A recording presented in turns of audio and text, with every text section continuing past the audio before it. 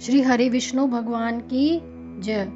ओम नमो भगवते वासुदेवाय नमः। आइए आज सुनते हैं कार्तिक महात्म का 10वां अध्याय। राजा पृथु बोले, हे ऋषि श्रेष्ठ नारद जी, आपको मेरा प्रणाम है। कृपया अब यह बताएं कि भगवान शंकर ने अपने मस्तक के तेज को जिस क्षीर सागर में डाला उस समय क्या हुआ। नारद जी बोले, हे राजन, भगवान शंकर ने अपना वह तेज क्षीर सागर में जाकर डाल दिया। उस समय वह शीघ्र ही बालक होकर सागर के संगम पर बैठकर संसार को भय देने वाला रुदन करने लगा। उसके रुदन से संपूर्ण जगत व्याकुल हो उठा। लोकपाल, जगपाल, दिग्पाल सब व्याकुल हो गए। चराचर चलायमान हो गया। शंकर सुवन के रुदन से संपूर्ण ब्रह्मांड व्याकुल हो गया। यह देखकर देवता, ऋषि मुनि ब्रह्मा जी की शरण में गए और उन्हें प्रणाम कर उन्हें स्तुति करने लगे। उस समय ब्रह्मा जी से कहा, हे पितामह, यह बहुत ही विकट परिस्थिति उत्पन्न हो गई है। हे महायोगी, इसको नष्ट कीजिए। देवताओं के मुख से इस प्रकार सुनकर ब्रह्मा जी सत्यलोक से उतरकर उस बालक को देखने के लिए सागर तट पर गए। सागर ने ब्रह्मा जी को आता देख उन्हें प्रणाम किया और बालक को उठाकर उनकी गोदी में दिया। आश्चर्यचकित होते ब्रह्मा जी ने पूछा, हे सागर, यह बालक किसका है? शीघ्रता पूर्वक कहो। सागर विनम्रता पूर्वक बोला, प्रभु, यह तो मुझे भी ज्ञात नहीं, परंतु मैं इतना जानता हूँ, यह गंगा सागर के संगम पर प्रकट हुआ है।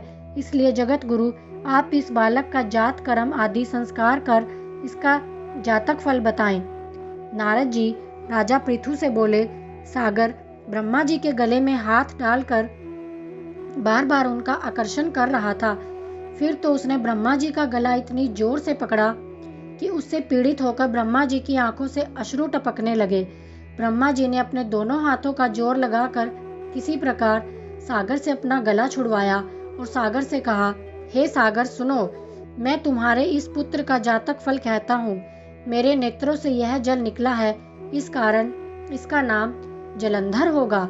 उत्पन्न होते ही यह तरुणावस्था को प्राप्त हो गया, इसलिए यह सब शास्त्रों का पारगामी, महापराक्रमी, महावीर, बलशाली, महायोद्धा और रण में विजय प्राप्त करने वाला होगा। यह बालक सभी दैत्यों का अधिपति होगा। यह किसी से भी पराजित न होने वाला, भगवान विष्णु को भी जीतने वाला होगा। भगवान शंकर को छोड़कर यह सबसे अवध्य होगा। जहाँ से इसकी उत्पत्ति हुई है, यह वहीं जाएगा। इसकी पत्नी सबसे बड़ी पतिव्रता, सौभाग्यशालिनी, स्वर्ग सुंदरी, परम मनोहर, मधुर वाणी बोलने वाली होगी। सागर से इस प्रकार कहकर ब्रह्मा जी ने शुक्राचार्य को बुलवाया और उनके हाथों से बालक का राज्याभिषेक कराकर अंतर्ध्यान हो गए। बालक को देखकर सागर की प्रसन्नता की सीमा न रही। वह हर्षित मन से घर आ गया। फिर सागर ने उस बालक का लालन पालन कर उसे बड़ा किया। फिर कालनेमी नामक असुर को बुलाकर वृंदा नामक कन्या से विधि पूर्वक उसका विवाह करा दिया। उस विवाह में बहुत बड़ा उत्सव हुआ। श्री शुक्राचार्य जी के प्रभाव से पत्नी सहित जलंधर दैत्यों का राजा बन गया।